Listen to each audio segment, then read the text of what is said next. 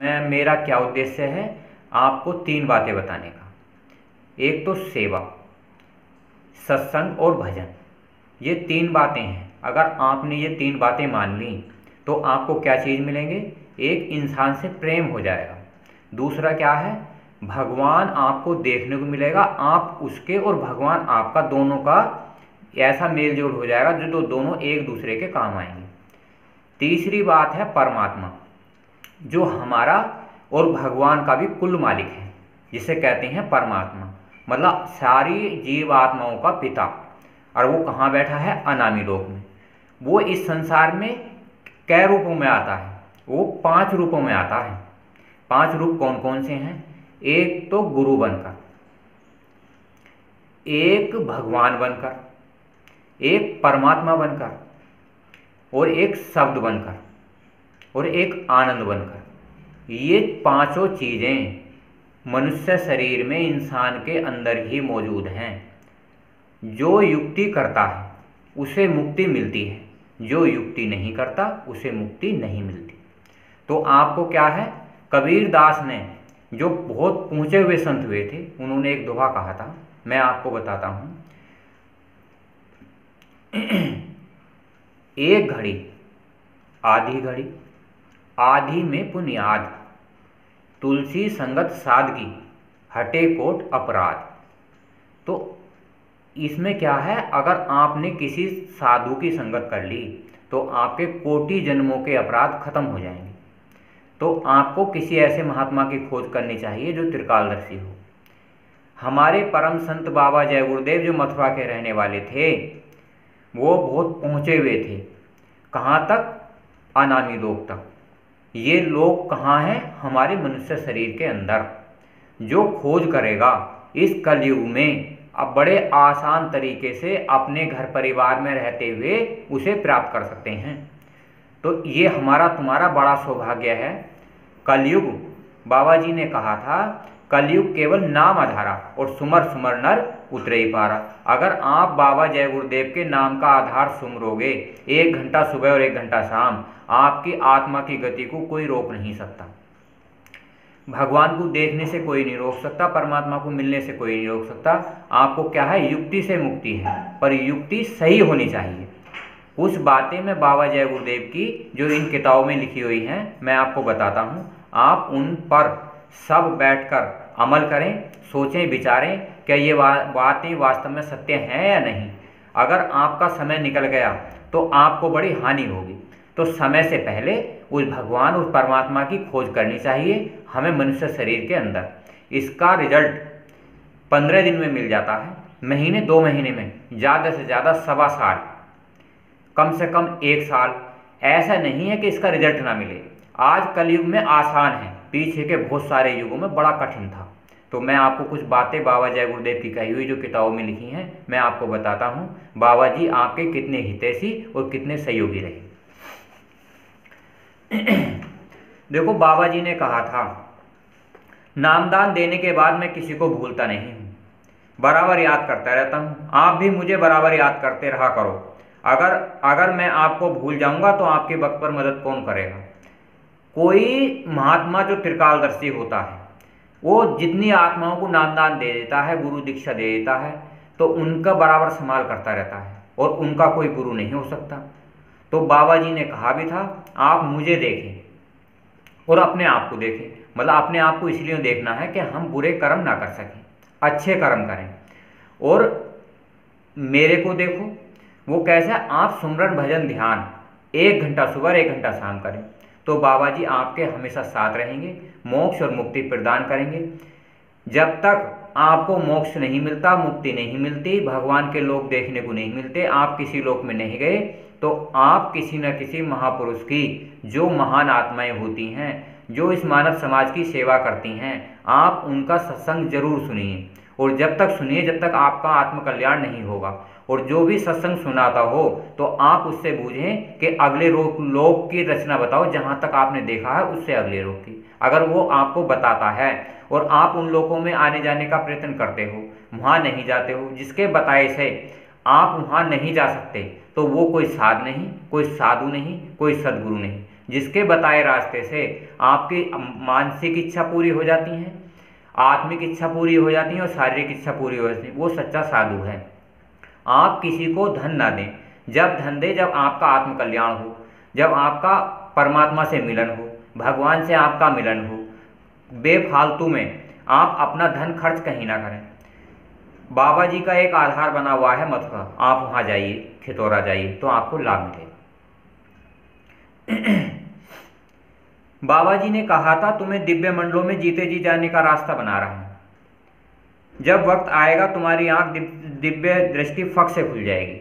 देखो हमारे तुम्हारे लिए जितने बाबा जय गुरुदेव के सत्संगी प्रेमी भाई बहन हैं, उनके लिए कितना बड़ा सौभाग्य रच के गए।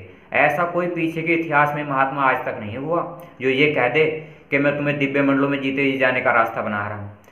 अब आप 1 घंटे का समय दे दीजिए, बिल्कुल निर्भीक होकर, बिगड़ डरे, क्योंकि परमात्मा सबका होता है, आधार सबका होता है। अगर आज आप चूक गए तो आपको पता नहीं, वो भगवान जिसे हम कहते हैं, कृष्ण जी ने कहा था शुभ अशुभ कर्म फलदाता, तो वो आपको शुभ और अशुभ कर्म फल का फल देता रहेगा और आपको पता नहीं कितने जन्मों की यातनाएं सहनी पड़ेंगी।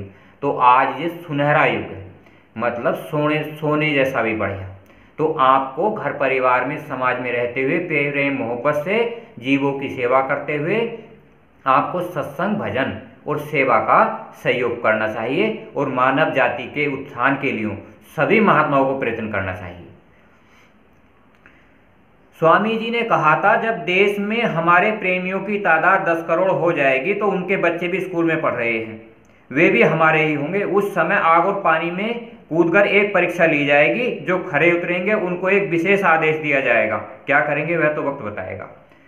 कोई ऐसा महात्मा हुआ नहीं आज तक शुरू से आखिर तक जो ये कह दे कि मैं आपकी मदद करूंगा।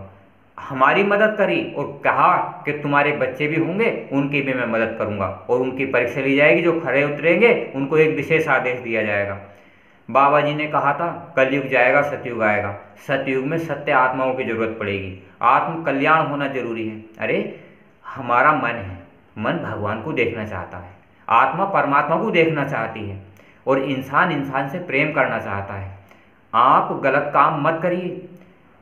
काम, क्रोध, लोभ, मोह, अहंकार, आप इनका इस्तेमाल करो, पर इतना नहीं जो मानव जाति का अहित कर दो, मतलब गलत प्रभाव डाल दो। समाज में ऐसी प्रतिष्ठा रखिए जो आपका सम्मान रहे, इज्जत रहे, कोई अपमान ना कर सके। तो आपको नियम पूर्वक सभी कामों को नियम पूर्वक करके उस परमात्मा के लिए जो सभी धर्मों का एक है उसकी साधना करनी चाहिए।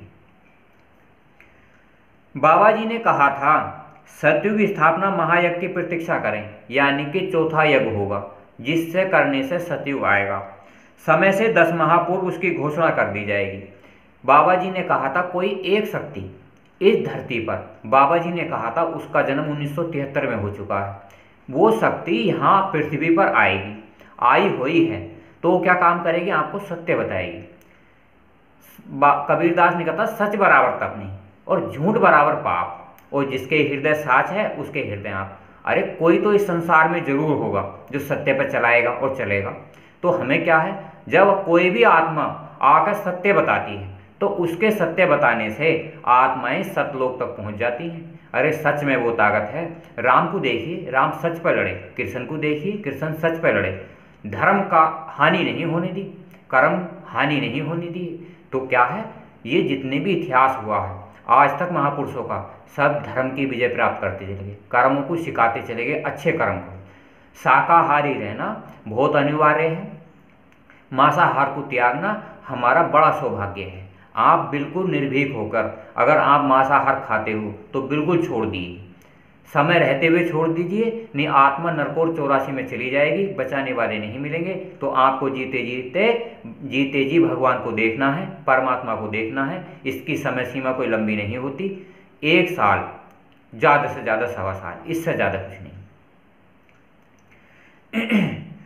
बाबा जी ने कहा था तुम गुरु को अपनी बाह पकड़ा दो, तुम अपनी बाह पकड़ा दोगे तो वह कभी छोड़ता नहीं, लेकिन अगर तुम उंगली पकड़ोगे तो इस दुनिया के मेले में भूलकर उंगली छोड़ दिया तो तुम्हारे लिए मुश्किल होगी। बाबा जी ने कहा था बच्चों तुम सत्संग, भजन और सेवा बराबर करते रहो, निर्भीक होकर मैं आपकी मदद करूँगा। देखो, सत्संग से बड़ा फल मिलता है। सत्संग किसका होना चाहिए? जो त्रिकालदर्शी महात्मा हो। अगर आप त्रिकालदर्शी बिगर महात्मा का सत्संग सुनते हैं तो वो ज्ञान की दृष्टि में चला जाता है, और ज्ञान से आत्म कल्याण नहीं होता, ज्ञान समाज की जरूरत पड़ती है। कोई भी ऋषि मुनि महात्मा ज्ञानी बनकर रामायण गीता कुरान भागवत का ज्ञान लेकर परमात्मा को नहीं प्राप्त कर सकता, भगवान को नहीं प्राप्त कर सकता। भगवान के 6 चक्र हैं, उन्हें आदमी पार कर सकता है ज्ञान से। आत्म कल्याण नहीं हो सकता। आत्म कल्याण क्या होता है और मोक्ष क्या होता है, मैं आपको दोनों को साफ साफ और स्पष्ट बताए देता हूँ। इंसान से प्रेम करना सारी मानव जाति से गुरु भक्ति है, और इन गुरु के बताए युक्ति करना, भगवान को ऐसे देखना है जैसे अपनी घरवाली को देखते हैं। जिस प्रकार घरवाली हमारे काम आती है उसी प्रकार वो भगवान हमारे काम आता है।